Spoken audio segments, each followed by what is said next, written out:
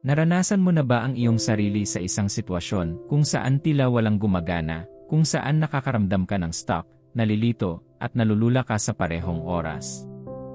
Ang mga sandaling iyon ay maaaring maging mahirap harapin, at ang maiisip mo lang ay sumuko dahil hindi ka makakita ng mga solusyon. Minamahal, paano kung nasa bingit ka ng makaranas ng isang pambihirang tagumpay? Madalas na ginagamit ng Diyos ang gayong mga sandali upang lumikha ng isang bagay na hindi ka panipaniwala at kamangha-mangha para sa kanyang mga anak. Masyadong mapanganib na sumuko ngayon kapag malapit na ang iyong tagumpay. Walang patotoo kung walang pagsubok, minamahal. Katulad nito, walang kwento ng tagumpay na walang mga peklat ng sakit at kalungkutan. Kaya't alamin ngayon na bago ang malaking tagumpay na iyong ipinagdarasal, ay darating ang isang serye ng mga problema at mga krisis na yayanig sa iyong pananampalataya at halos magdulot sa iyo na huminto. Ngunit paano mo malalaman kung iyon ang nangyayari sa iyong buhay o kung ito ay isa pang hanay ng mga pag-atake mula sa kaaway? Sa video na ito, tutuklasin namin ang 7 nakasisilaw na palatandaan na nagsasaad na inihahanda ka ng iyong Ama sa langit para sa isang malaking tagumpay. Gayon din, magdasal tayo ng magkasama sa dulo, kaya siguraduhing manood ka hanggang sa huli. Bago tayo magpatuloy, kung magsusubscribe ka pa, kung minsan ay parang umiikot ka ngunit walang pag-unlad. Isipin na ikaw ay isang atleta na nagpapatakbo ng isang marathon, na naglalayong makuha ang premyo, nagsisikap ng husto upang makarating sa linya ng pagtatapos, at habang papalapit ka, ang iyong enerhiya ay tila mas naubos. Ano ang gagawin mo? Sumuko na? Siyempre hindi. Maglalagay ka ng mas maraming enerhiya at magsusumikap na tapusin ang iyong nasimulan, tama ba? Well, ngayon ilapat ito sa iyong paglalakbay sa buhay. Minamahal, alam kong pagod ka sa pagpupursige. Ikaw ay nasa isang walang pag-asa na estado na walang matatakbuhan para sa tulong. Pakiramdam mo ay inabandona at walang magawa at nagsimula kang mag-isip ng mga ideyang magpakamatay. Sa puntong ito, kailangan kong magpahinga ka at isaalang-alang ang lahat ng iyong nararanasan. Sila ba ay mga tagapagpahiwatig na may napakalaking bagay na paparating sa iyo? Narito ang 7 palatandaan na inihahanda ka ng Diyos para sa isang malaking tagumpay. Numero 1. Mga patuloy na hamon. Ang mga hamon na ito ay hindi isang indikasyon na iniwan ka ng Diyos. Hindi, marahil ay narinig mo na ang mga tao sa mundo na nagsabi na ang buhay ay hindi isang kama ng mga rosas. Ang pagiging anak ng Diyos ay hindi ka rin maiiwasan sa mga hamon ng buhay. Minsan pinahihintulutan ka ng Diyos na harapin ang mahihirap na hamon na iyon upang hubugin ang iyong pagkatao at palakasin ka para sa hinaharap. Tignan natin si Joseph, halimbawa. Bilang isang binata, kinasusuklaman siya ng kanyang mga kapatid dahil sa kanyang maraming paghahayag tungkol sa pamamahala sa kanyang pamilya. Dahil ang mga paghahayag na iyon ay mula sa Diyos, aasahan ng isang tao na magiging maayos ang lahat. Gayunpaman, ang kanyang buhay ay nagkaroon ng kakilakilabot na pagliko nang siya ay ibenta sa pagkaalipin. Napaharap siya sa iba't ibang hamon habang nasa bahay ni Potiphar, kasama na ang maling akusasyon ng asawa ni Potiphar at napunta sa bilangguan sa kabila ng kanyang kawalang kasalanan. Sa gitna ng lahat ng ito, si Joseph ay nanatiling matatag sa Diyos. Hindi kailanman itinala ng Biblia na nagreklamo siya o sinisi ang Diyos sa kanyang kasawian. Minamahal, ano ang disposisyon ng iyong puso ngayong panahon? Binabantaan mo ba ang Diyos ng pagtalikod o abala ka sa pagreklamo at pagpipinta sa Diyos ng masama? Sa kalaunan ay naitaas si Joseph bilang punong ministro sa isang lupain na hindi kanya.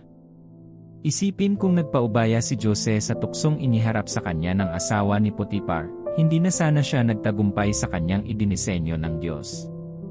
Sa pamamagitan ng mga pagsubok na ito, naging handa si Joseph para sa pagbabagong iyon ng buhay. Ang kanyang karakter ay inayos upang mapaunlakan ang lahat ng kanyang haharapin sa huli bilang isang pinuno. Tinuruan siya ng Diyos na harapin ang mga paghihirap ng walang pagdadalamhati, sa paniniwalang hindi siya nag-iisa. Panatilihin ang hawak sa awit 35 na nagsasabing, ang pag-iyak ay maaaring manatili sa isang gabi, ngunit ang kagalakan ay dumarating sa umaga. Bilang 2. Aalisin ng Diyos ang ilang bagay at tao sa iyong buhay. Ito ay tinatawag din proseso ng pag-alis ng laman. Sa puntong ito, ang karamihan sa mga mananampalataya ay nagsisimulang madama na wala sa puso ng Diyos ang kanilang mga interes. Kailangan mong maunawaan na ang pagkakaroon ng ilang bagay at maging ang mga tao sa iyong buhay ay maaaring hadlangan ang pagpapakita ng mga pagpapala ng Diyos. Iyon ang dahilan kung bakit kailangan mong sumailalim sa isang paraan ng paglilinis kung saan ikaw ay nalinis ng ilang mga bagay. Nang tawagin ng Diyos si Abraham at hilingin sa kanya na umalis sa bahay ng kanyang ama upang pumunta sa isang lupain na kanyang ipapakita sa kanya, isinama ni Abraham si Lot, ang kanyang pamangkin. Hanggang sa mahiwalay si Abraham kay Lot nang dumating ang kanyang tagumpay. Sa sandaling patuloy kang kumapit sa isang bagay na nais ng Diyos na paghiwalayin ka, inaantala mo ang iyong mga pagpapala. Ang mga bagay na nakikita mong napakahalaga sa iyo, sa paningin ng Diyos, ay maaaring hindi malusog.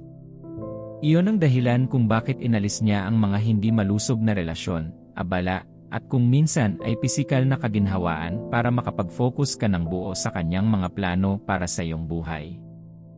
Ang pagkawala ay magiging mahirap tiisin, ngunit sila ang magbibigay daan para sa mas malalaking bagay na darating sa iyo. Pahintulutan kong ipaalala sa iyo ang alagad ni Jesus na si Pedro. Si Peter ay isang mangingisda, namumuhay ng komportable mula sa kanyang negosyong pangisda.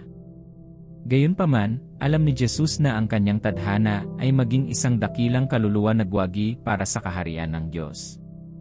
Hanggang sa tinalikuran niya ang kanyang dating buhay at kumapit kay Jesus na nagsimula siyang gumawa ng mga hindi pangkaraniwang bagay para sa Diyos at naging isa sa mga unang apostol ng unang simbahan. Kaya sa halip na magalit sa Diyos dahil sa paghihiwalay mo sa isang nakakalason na relasyon o pag-alis ng isang mapanirang ugali, magpasalamat ka sa Kanya. Inihahanda ka lang niya para sa isang kamanghamanghang bagay kumpara sa nawala sa iyo. Numero ng 3. Disiplinahin ka ng Diyos at ibababa ka hanggang sa pagsisisi. Ito ay talagang isang kawili-wiling tanda, gayunpaman, maraming tao ang napupuot sa pagiging disiplinado, lalo pa ng Diyos. Nabigo silang maunawaan na dinidisiplina ng Diyos ang isang taong mahal niya upang siya ay makapagpuputol at makapag-ayos ng gayong tao sa lahat ng paraan. Kapag interesado ang Diyos na gamitin ka, tinitiyak niya na mahuhubog ka para maging pinakamahusay ka. Tignan mo si Saul bago siya naging Paul. Kinailangan siyang disiplinahin ng Diyos upang masangkapan siya para sa gawain sa hinaharap. Hahayaan kanyang mabali sa sakit kung matigas ang ulo mong bitawan ang mga bagay ng laman. Bakit? Iyon ay dahil mahal ka ng Diyos at nauunawaan na hanggat hindi mo binibitawan ang ilang mga bagay, hindi mo lubos na matatamasa ang sukat ng kanyang kaluwalhasyan. Alalahanin ang mga salita sa Hebreo 12:4-7 na nagsasabing, sa iyong pakikibaka laban sa kasalanan, hindi ka pa lumalaban hanggang sa pagbuhos ng iyong dugo. Ang kanyang anak. Sinasabi nito, anak ko, huwag mong baliwalain ang disiplina ng Panginoon, at huwag kang mawalan ng loob kapag sinaway kanya, dahil dinidisiplina ng Panginoon ang kanyang minamahal, at pinarurusahan niya ang lahat na tinatanggap niya bilang kanyang anak. Tiisin mo ang paghihirap bilang disiplina. Ang talatang ito ay nagbibigay ng maraming kahulugan. Maraming tao, kabilang ang mga mananampalataya, ang ayaw na itinutuwid kapag sila ay nagkamali. Ngunit makinig ka, kung hindi ka dinidisiplina ng Diyos, patuloy kang maglulubog sa lihim na kasalanan at sa huli ay mawawasak. Ngunit kung talagang interesado siya sa iyo, dapat kang umangkop sa kanyang mga pamantayan, kung hindi, hindi ka magiging kwalipikado para sa tagumpay na iyon. Kaya, dapat kang magpakumbaba sa pagsisisi upang maging karapat-dapat sa kanyang mga pagpapala sa iyong buhay. Maaaring magtaka ka kung bakit kailangan ang pagpapakumbaba para maganap ang pagsisisi. Ang mapagmataas na puso ay hindi maitatama, lalo pat magsisi, at hindi maihaharap sa iyo ng Diyos ang pambihirang tagumpay na iyon maliban kung binago ka sa kanyang larawan. Kung sisimulan mong maranasan ang isang dakilang sukat ng kanyang kaluwalhatian nang walang pagpapakumbaba, ang pagmamataas ay gagawin mong ituring ang kaluwalhatian sa iyong sarili. Kung paanong pinuputol ng hardinero ang puno ng ubas para maging mas mabunga at mas malakas, pinuputulan ka rin ng Diyos para makalakad ka ng mas mahusay kasama niya. Kahit na ang prosesong ito ay maaaring mahirap, ito ay palaging nagreresulta sa isang kahanga-hangang tagumpay. Kahit pagkatapos ng kanyang pagbabalik loob, hinarap ni Apostol Pablo ang pag-uusig para sa kapakanan ng Ebanghelyo, ngunit sa lahat, kinilala niya na siya ay naging mas malakas pagkatapos makibahagi sa lahat ng iyon. Ano ang iyong patotoo sa pagdidisiplina ng Diyos sa iyong buhay? Mayroon ka bang katulad na patotoo kay Paul? Mahal na anak ng Diyos, ang panahon ng pagpuputol ay nangangailangan ng pasensya, disiplina sa sarili, at bukas na pag-isip, lahat ay napuputungan ng kahandaang sumunod sa mga tagubili ng Diyos. Matutong maging disiplinado at bantayan ang iyong mga salita sa pagkakataong ito, dahil mayroon itong kapangyarihan ng buhay at kamatayan. Kung walang disiplina, mawawala sa iyo ang lahat bago pa man ito dumating. Maging mapagpakumbaba at hayaan ang Diyos na gawin ang pagpuputol sa iyong mga labis. Ang isa pang tanda ay ang pagtaas ng pagkagutom sa salita ng Diyos. Binabago ng salita ng Diyos ang mga buhay, at kapag tumaas ang iyong pagkagutom para sa salitang ito, nagsisimula kang lumago sa matalik na kaugnayan sa Diyos, na naglalagay sa iyo para sa mga bagong paghahayag at ginagawa kang handa na tumanggap mula sa Kanya. Sa simpleng salita, magsisimula kang masiyahan sa Diyos sa ibang dimensyon. Hindi ito tumitigil doon, ang tumaas na pagnanais para sa salita ng Diyos ay nagbibigay daan para sa mas matinding pagkagutom para sa pakikipag-usap sa Kanya. Bukod sa pag-aaral ng salita ng Diyos, napakahalaga rin ng panalangin. Magkahawak kamay ang dalawa. Habang patuloy kang nakikipag-usap sa Diyos, mayroon kang mas magandang pagkakataon na ibuhos ang iyong puso sa Kanya. Kapag nangyari ito, binibigyan ka niya ng kaaliwan at lakas bilang katiyakan na hindi ka nag-iisa. Ang ikalimang palatandaan na inihahanda ka ng Diyos para sa isang pambihirang tagumpay ay na siya ay maaaring tila tahimik. Ito ay maaaring maging lubhang nakakabigo. Isipin na nahaharap ka sa ilang mga hamon, at kapag kailangan mo ang iyong matalik na kaibigan, tila hindi siya maabot. Ang pagnanais na sumuko ay biglang pumasok. Kapag ito ay nagmula sa Diyos, gayunpaman, makakahanap ka ng kapahinahan sa katiyakan na ang Diyos ay hindi at hindi ka iiwan. Siyempre, alam niya na kailangan mo siya. Mga minamahal, tahimik ang Diyos sa panahong ito dahil gusto niyang matuto ka. Nakikita mo, iyong mga panalangin na palagi mong ginagawa, narinig niya ang bawat isa sa kanila. Gayunpaman, kailangan niya ang iyong pananampalataya, pasensya, at kapanahunan upang lumago. Kaya nga hindi niya sasagutin ang una mong tawag, minsan kahit ang pangalawa. Sinusubukan niyang subukan ang iyong pananampalataya at makita kung gaano katagal ka handa na maghintay sa Kanya. Sa sandaling makita niya na natutunan mo ang aralin, magpapakita siya. Kaya nga ang sabi ng Biblia sa Hebrews 11:6, at kung walang pananampalataya ay imposibleng kalugdan ang Diyos. Sapagkat ang sinumang lalapit sa Kanya ay dapat maniwala na Siya ay umiiral at na Kanyang ginagantimpalaan ang mga taong masugid na naghahanap sa Kanya. Minamahal, huwag makipagpunyagi sa Kanya. Huwag maghangad na makahanap ng mga solusyon sa iyong mga problema dahil Siya ay tahimik. Alam niyang nahihirapan ka. Alam niyang nangangailangan ka ng solusyon, ngunit ang pangmatagalang solusyon ay nakaugat sa iyong pagsunod. Numero 6. Isang malalim na pakiramdam ng kapayapaan at kalinawan. Ang kapayapaan ng Diyos ay isang kahanga-hangang regalo na mararanasan mo kahit sa gitna ng kaguluhan at kawalan ng katiyakan. Ito ay hindi isang pakiramdam ng kaginhawahan o kasiyahan, sa halip, ito ay isang katiyakan na kasama mo ang Diyos kahit na nararamdaman mong nag-iisa ka. Ang Kanyang kapayapaan ay nagbibigay sa iyo ng lakas upang magtiyaga at binibigyan ka ng kumpiyansa na magtiwala sa Kanyang banal na mga plano para sa iyong buhay. Naranasan mo na ba ang ganitong uri ng kapayapaan? Ang makapangyarihang Diyos ay hindi isang may akda ng kalituhan, kaya kapag Siya ay namumuno, siya ay nagbibigay ng malinaw na mga direksyon.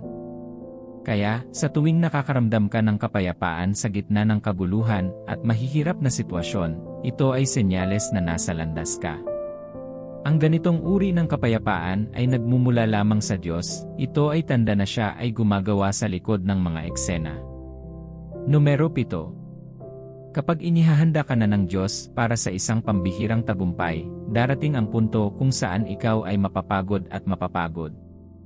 Sa puntong ito nagkakaroon ng pagdududa.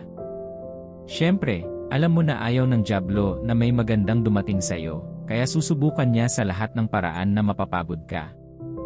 Susubukan niyang ipaliwanag kung bakit hindi ka maaaring magpatuloy dahil hindi ito katumbas ng halaga. Sa gitna ng lahat ng ito, huwag panghinaan ng loob. Sa halip, magtiwala sa Diyos dahil siya lamang ang makakapaghanda sa iyo na muli upang labanan ang dyablo. Si Propeta Elias ay tumakas patungo sa ilang matapos matamo ang mga propeta ni Baal. Doon, naranasan niya ang pagod at depresyon.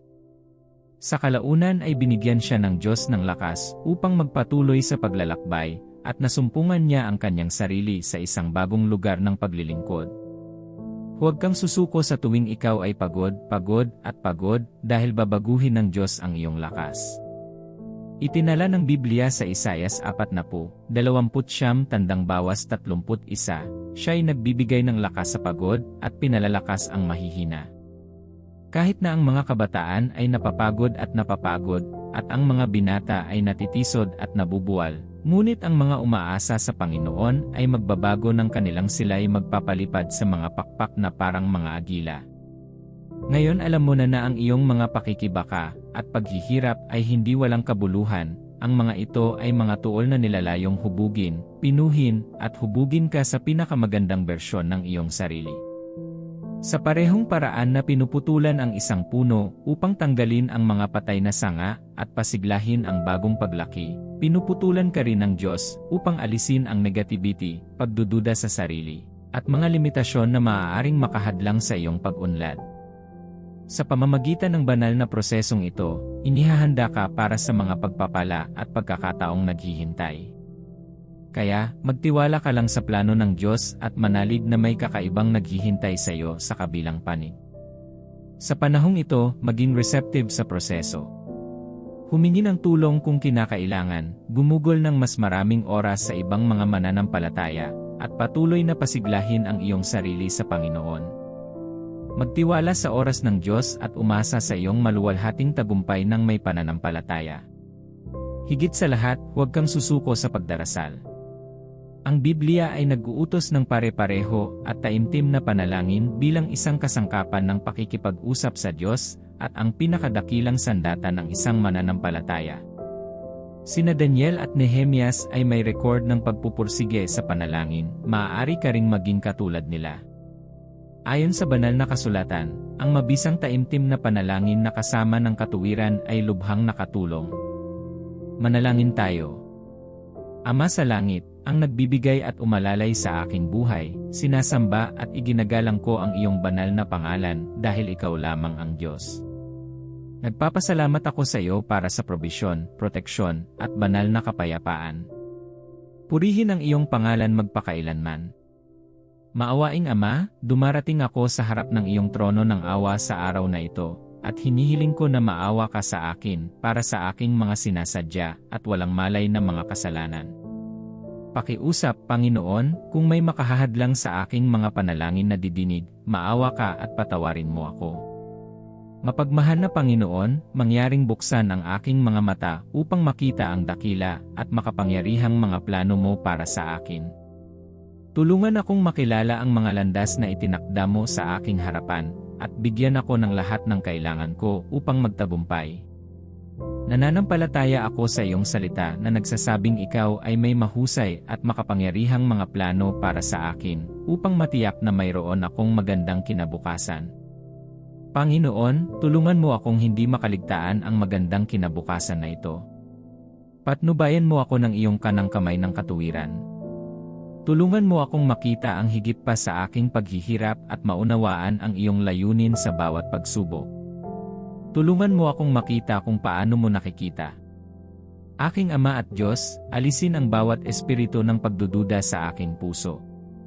Ang dyablo ay ayaw na makita akong nagtagumpay, kaya't panghihinaan niya ako ng loob at ilayo ang aking pagtuon sa iyo. Ngunit sa lahat, Panginoon, bigyan mo ako ng biyaya na patuloy na ituon ang aking tingin sa iyo, tulad ng ginawa ni David at nagawa niyang talunin si Goliath. Mapagmahal na Panginoon, kapag ako ay napagod, mangyaring buksan ang aking mga mata upang makita na ikaw ay gumagawa sa likod ng mga eksena, na laging handang tulungan ako. Aminin ko minsan na depress ako.